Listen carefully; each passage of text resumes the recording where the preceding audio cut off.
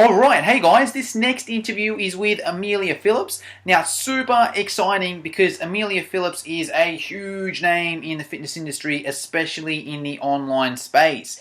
If you haven't seen her before, if you don't know who she is, she's basically the co-founder of Michelle Bridges' 12-Week Challenge. Now, that's the biggest online program at the moment in Australia.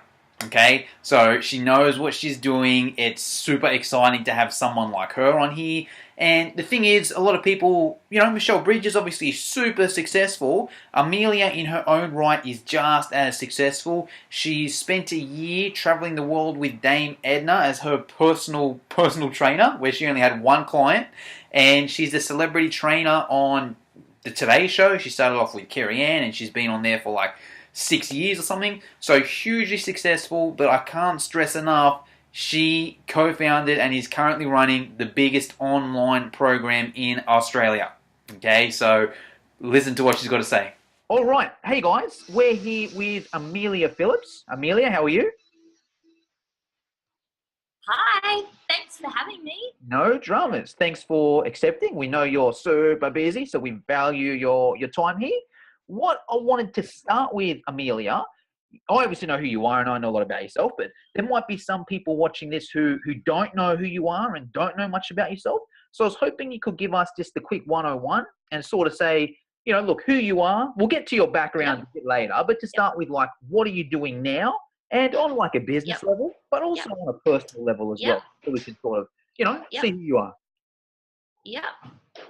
Yeah. Absolutely. Well, my name's Amelia Phillips. I used to be Amelia Burton. I'm married now with 3 kids under 4. I've been a trainer for 19 years. Wow. Started out as a 17-year-old on the gym floor, and then I was a trainer for 9 years before I then went into club management. And then I bought my first health club when I was 24 years old. I ran that for 6 years, which was awesome. But I missed personal training. So I was doing a little bit of training during that time, but, mostly doing the running of the club. And then I sold my club and I traveled for a year with Barry Humphries, who is Dame Edna Everidge, and I was his trainer and chef for a year. That. Yeah. And during that time, and just prior to that, I built a blog. And this is back in the early days when, Facebook, Twitter was just starting. Blogging had been around for a few years, but it was still pretty new. So I built a blog during that time. And my year with Barry, when I had a little bit of spare time, because I just basically had the one client, I got into a lot more of the digital side of fitness. So I got into online coaching. I started to get more into social media, and the blogging as well, and I really enjoyed it. And then after I came back from my year with Barry, I knew Michelle Bridges because she used to be the group fitness manager at my health club that I owned, and she was a mate as well. And she loved what I was doing online, and she was like, wouldn't it be fun to do something together one day? And anyway, my husband, who did have an IT background, he came to me with an idea for my blog about doing a 30-day challenge.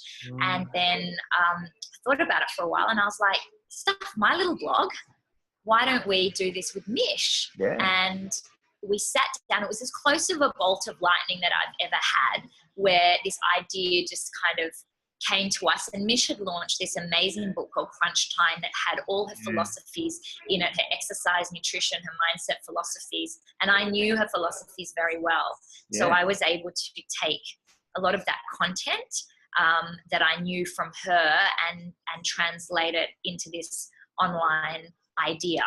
So we called her and said, we're coming over on Sunday night with a bottle of wine. And I'd been scribbling down on paper with a texter each website page. I was like, okay, this page has got to have a big fat button here that's like my workout plan, and it's going to have pre-season tasks and blah, blah, blah. So we turn up on a Sunday night to Mish's house, and with all these scrappy pieces of paper with the texter on it, and we said, what do you think? And then it was really collaborative. Mish would then say, oh, well, my lesson on this could go there, and my philosophy about this could go here, and blah, blah, blah. So it really, that just brought it to life. And then But my husband, being Mr. Risk Averse and Mr. Cautious, said to us, we're not investing any money in this until we get our first 7,000 email addresses. Okay. And we're like, well, shivers, how are we going to get that? Yeah. And that was, we sort of brainstormed, how do you get your first 7,000 email addresses? And I had a few thousand from my blog. She had a few thousand just from her website that had been ticking over. Anyway, we put a little plan together. We put what's called a splash page video, which is just a quick 2-minute video. Michelle going, how would you like me to be your personal trainer? On her page, and we started collecting email addresses. Yeah. And it was from there that we started to see them slowly coming through. And once we hit that 7,000 number, that was when we went, right, we're both going to put in our own money. At the time, which was a lot for both of us. We'd both just bought houses. We're going to put in our own money, and we're just going to give this a shot. And I can remember we needed 450 members to break even on our first round. So 3 months later, we launched it. We went hammer and tong and built this program. This is before they had all the great, online tools that we have today. So we pretty much built it from scratch. And we launched it. And I remember when we were getting close to that 450 signups, because I knew we'd made, we hadn't lost any money if we hit 450 members. And I kept hitting refresh, and then we got to 451 members, and I'm calling Michelle, we're in the black, we're in the black. Anyway.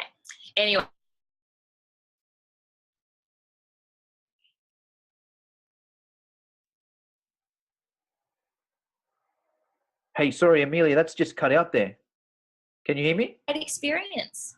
So, hey, sorry. Oh, yeah. Did we cut out? It cut out. You know when it cut out? Just when you got to the black. What? You're up to 451 members. Yeah, that's all right. We got 451 members. You Sorry. called, you said, yeah, we're in the black. And then how did it go from there? Yes. And then the rest is history. And we obviously have had a lot of success, and it's been an amazing program. We've launched a new program called Voom about a year ago, which is going great guns, which is voome.com.au. And we're actually partnering up with other trainers and influencers. It's going to be the next phase of Voom, which is really exciting.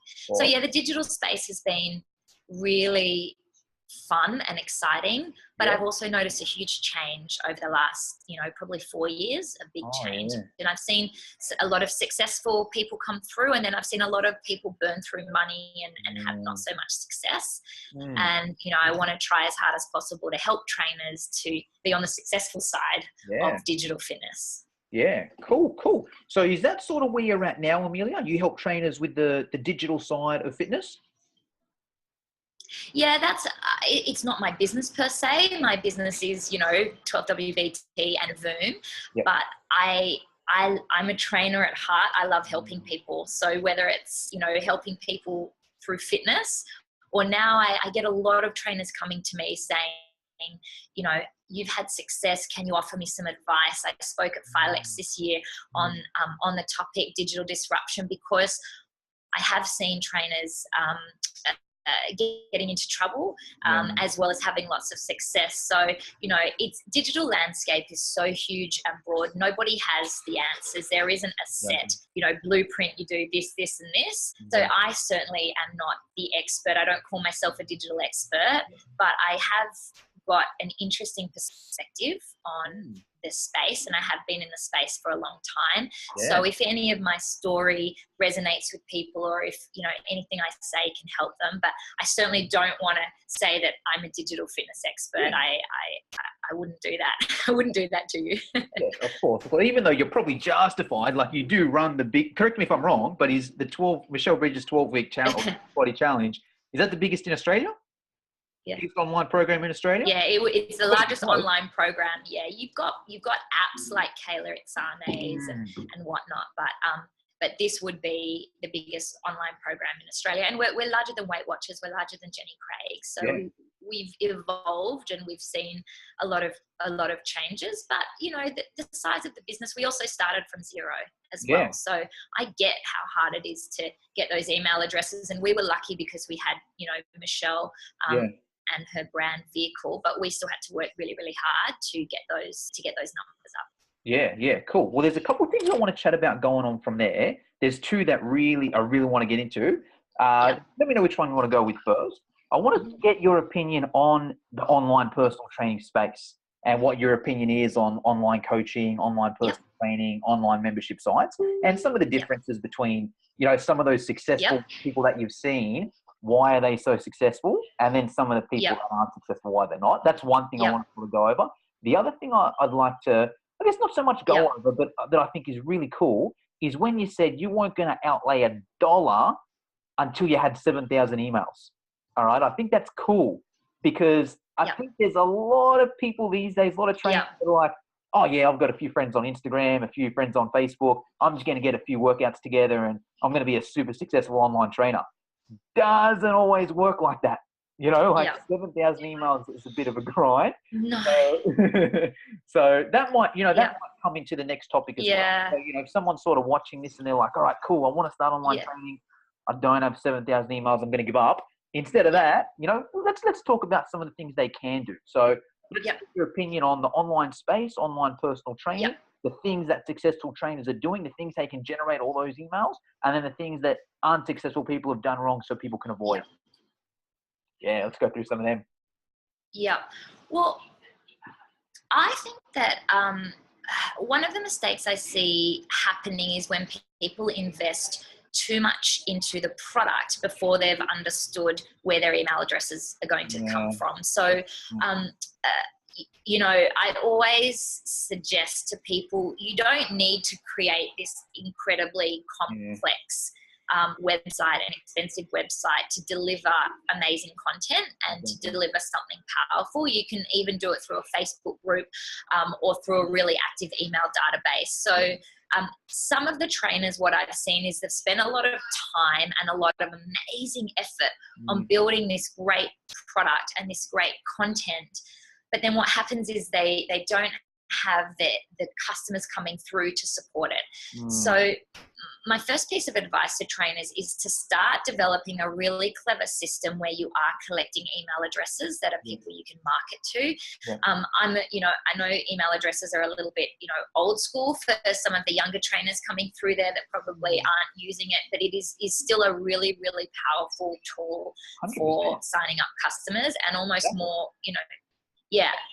So I would say, what are you doing to, 100%.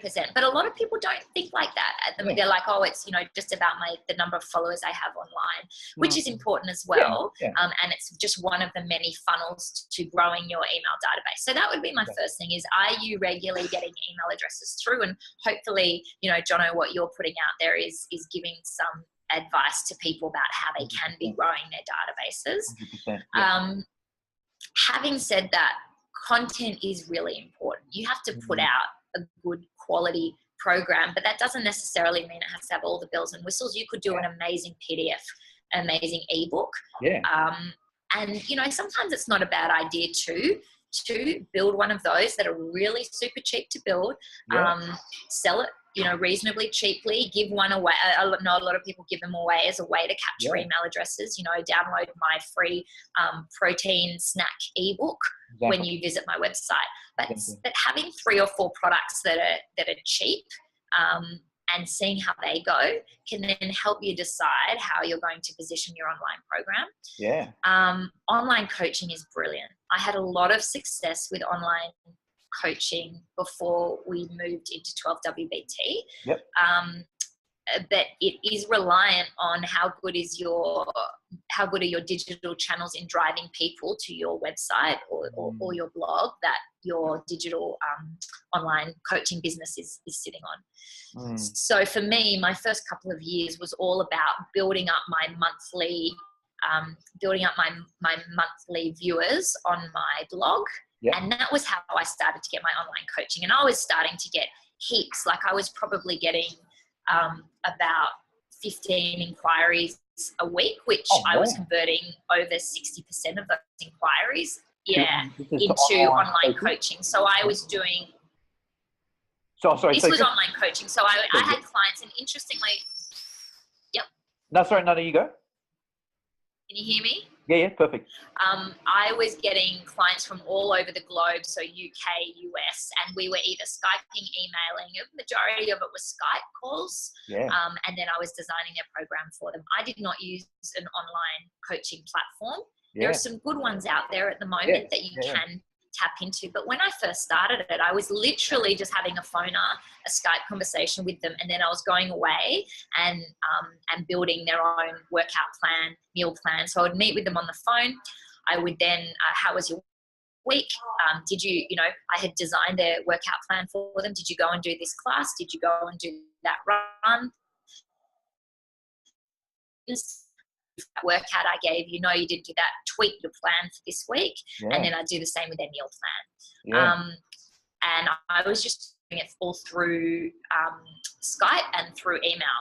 Now yeah, there's even more, there are platforms out there, but it's online coaching is not for everyone. Some people like that personal touch. yeah. Other people prefer to be, behind the keyboard. So it's kind of, you have to look at your own personality type as well. Exactly. And I think a good point with that, which I think we can cover now, is some of the differences between face-to-face personal training and online personal training, because they're two completely different things, aren't they? One of them's in terms of the clientele, Yeah. some of that client, I'll get your opinion in a sec, but some of that clientele sort of need that person there with them during the session. Some people, it's actually more beneficial to have a coach to keep them accountable, I'd love to get your sort of opinion on that, because you've done both at a very high level. You've done some high level face-to-face personal training, high level online coaching. If you could run us through some of the differences in the clientele that are more suited to one or the other. Yeah. I found that my online coaching tended to attract two main segments. They were self-sufficient exercises that almost were looking for an account manager to manage the many facets of their training. So someone that trains in the gym one day and then wants to train outdoors one day, and who is self-sufficient enough that if I say go and do it, they will go and do it. And somebody who needs me to oversee their whole training program, but they're kind of pretty self-sufficient. That was my first type. My second type were your mums. I got lots of mums who can't commit to going to the gym because, baby might be sleeping at this time, so I can't make a time, or I can't get to the creche. They want to train at home. They were my second really popular style. So I would either write them at home programs, or I would direct workouts their way, video workouts their way. Yeah. What the people it doesn't suit are people that are more on the beginner side, that really need their hand held. Although, having said that, I mean, it absolutely could suit a beginner because they might feel less confronted. But I didn't find that for some reason. I didn't tend to get the true beginners. People that know that unless they've got a face-to-face appointment at the gym, they're not going to turn up to the gym. Yeah, exactly. But I think that online coaching actually suits, lots of people. Like, I think that, for some people, they don't like having someone standing there at the gym. They, it might make them feel more self-conscious. Other people like that face-to-face interaction. Yeah. So I wouldn't limit. I mean, it's kind of up to the customer, isn't it, whether they're interested. I certainly never thought that I would get the incredible results that I got online, both with my own coaching, but then with 12WBT. Michelle and I didn't think it was going to work. We were like, we're trainers. You've got to be face-to-face with someone, surely, to get great results. But what I found with online coaching is that because you're taking care of everything and you're stepping back, instead of spending that hour, counting reps and really drilling down on technique, instead of doing that, you've actually got more time to talk about the bigger topic stuff. You've got more time for nutrition. You've got more time to look at their overall program. And we were blown away by how much that combination of exercise, nutrition, and mindset actually worked for people. Yeah, no, 100%. Awesome. Now let's chat a bit, Amelia, about some of the don'ts. All right. So, you've been in this for a while. You've seen a lot of trainers that have tried and have been unsuccessful. What are some of the big don'ts where you could sort of say to someone, hey, look, don't do this. or not necessarily don't do it, but, things failures that you've seen before and Yeah. people could potentially avoid, or warning signs or things to be careful of? Yeah. I think don't avoid marketing. Yeah. I think similar to what I was talking about a moment ago, a lot of trainers, it's not necessarily their favorite thing to do, to either, write newsletter copy and market themselves and things like that. I think, unfortunately, when you're a sole business owner, that's, 50%, if not more, of the job. And marketing yourself doesn't need to be narcissistic and look at me. It can be very subtle, and it can be very humble. That focusing on how you like don't avoid that. Obviously, everyone doing, jumping online and with your products, Jono, are at least wanting to do that, and they're taking a step in the right direction, which is fantastic. Don't spend too much on the product that you're building. Because you can waste a lot of money doing that, and then you realize you don't sell enough. Don't get put off if something doesn't work, because you might have been close and you just might have, needed to tweak something. I would be, and know your strengths. Know your strengths and know your limitations. So if you're actually a really good talker and you're a really good communicator, then maybe in the digital space you start going down channels that are that way. But if you're not a great talker and you're not someone that feels really comfortable in front of a camera, then maybe you're better off going a different way and delivering, your marketing content. Instead of talking like we are now, maybe you're going to just be doing it purely through workouts or, a different way. Another tip I would have is, what are your 3 biggest strengths, and what are the 3 things that you really stand for as a trainer? Now go back through all your social channels and your public facing stuff. Do those 3 things really stand out? If you go back and do an audit of the last week's worth of content, and let's say your 3 things that you represent is dedication and clean eating and fun in your workouts. Let's say they're your 3 things. Although it's dedication, clean eating, and fun, are they representative by what you've been posting recently? Because there's so much clutter out there. You have to be really targeted in what you do. And I think as trainers, we need to differentiate ourselves a little bit. Like a trainer that I've worked with, she's the glute whisperer, and Tammy, her name is. She's fantastic, and she's the glute whisperer. And I hashtag whenever I comment on her, I always call her the glute whisperer, and that's people remember that. It's like, find your little strap line, find your 3 things that you stand for, and get really targeted with that. Exactly. I've gone from the don'ts to the do's. Sorry. That's right. No, I love that, because I think that's everything, whether that's online or offline. It's the same sort of thing. And it goes back to even when I started in the gym. I learned this at a young age, because I'd started in the gym, and, whenever there was a trainer that was like an all-rounder, they wouldn't be as successful as if you've got a trainer who just specializes in bodybuilding, just specializing in postnatal, specializing in cardio boxing, whatever it is. Whenever that trainer had a specialty, the clients would just flock to them who wanted to do that specialty there. And then I think the advantage to it online as well is you're just passionate about it. Like, say with me, mine's boot camp. That's always been my background. I can talk about boot camp all day, how to start a boot camp, how to run a boot camp, how to do that. And me being so passionate about it, it just makes it so much easier to write about it.